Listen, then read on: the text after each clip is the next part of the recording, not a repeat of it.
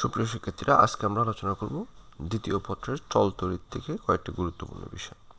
এবার আজকে আলোচনা করব আমরা তড়িৎ প্রবাহ, ওহমের সূত্র এবং পরিবাহীর রোধ। প্রথমে আমরা আলোচনা করি তড়িৎ প্রবাহ কাকে বলে। ধরি এটি হচ্ছে আমাদের একটি ধাতব পরিবাহী তার। আমরা জানি ধাতব পরিবাহী তারগুলিতে মুক্ত ইলেকট্রন থাকে। এখন সাধারণত কোনো একটা পরিবাহীতে মুক্ত ইলেকট্রনগুলি চলাচল করতে পারে না বা তারা একটা নির্দিষ্ট স্থানে আবদ্ধ থাকে। কিন্তু যদি এই পরিবাহীতে আমি বাহির থেকে কোনো একটা বল প্রয়োগ করি, এক্ষেত্রে আমার বলটা হবে কি, যদি আমি একটা ব্যাটারি প্রয়োগ করি, এই চিহ্ন দ্বারা আমরা একটি ব্যাটারি বুঝলাম।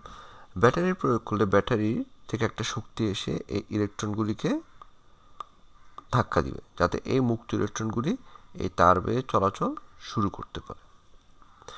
যখনই মুক্ত ইলেকট্রনগুলি তার বেয়ে চলাচল করে সম্পূর্ণ বর্তনীতে ঘুরতে থাকে, তাকে আমরা বলি তড়িৎ প্রবাহ।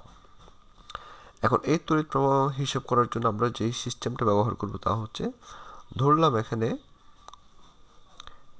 টি সময়ে এই তারটা দিয়ে মোট কিউ পরিমাণ চার্জ প্রবাহিত হবে। তাহলে একক সময়ে প্রবাহিত চার্জ হবে আমাদের কিউ বাই টি। আর একক সময়ে যে চার্জ প্রবাহিত হয় তাকে আমরা বলি তড়িৎ প্রবাহ, আর এটাকে আমরা প্রকাশ করব আই দ্বারা।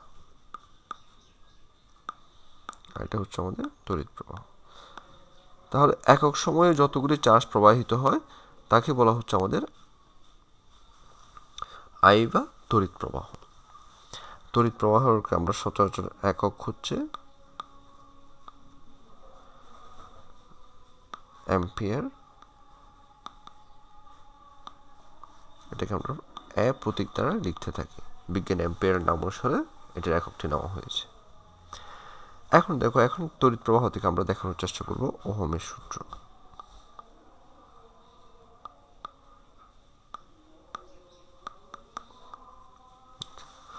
দেখো, আমাদের এখানে যদি এই বর্তনীতে আমরা এই ব্যাটারিটা সংযুক্ত না করতাম, তাহলে ইলেকট্রনগুলি, মুক্ত ইলেকট্রনগুলি চলাচল করতো না।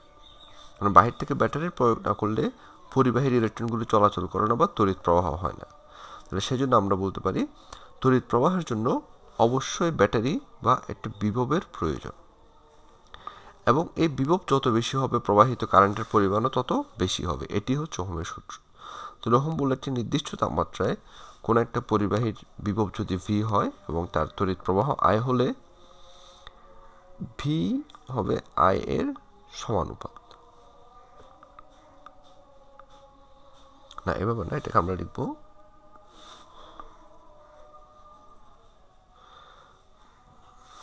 আই সমানুপাত ভি, কারণ আইটা হবে কিসের জন্য, ভি থেকে। এখন আমরা জানি সমানুপাতিক চিহ্ন তুললে আমাদের একটা ধ্রুবক দিতে হয়। এক্ষেত্রে আমাদের ধ্রুবকটা হচ্ছে 1/r বা ভি। এই আরটাকে বলা হচ্ছে আমাদের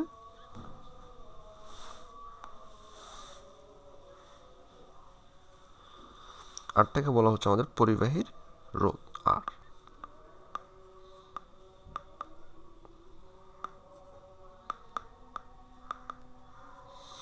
পরিবাহীর রোধ বা এটা হচ্ছে পরিবাহীতে বিদ্যুৎ প্রবাহকে বাধা দেওয়ার ক্ষমতা। তাহলে ওহমের সূত্রকে আমরা এক লাইনে এভাবে লিখতে পারি, ভি সমান হচ্ছে আই আর।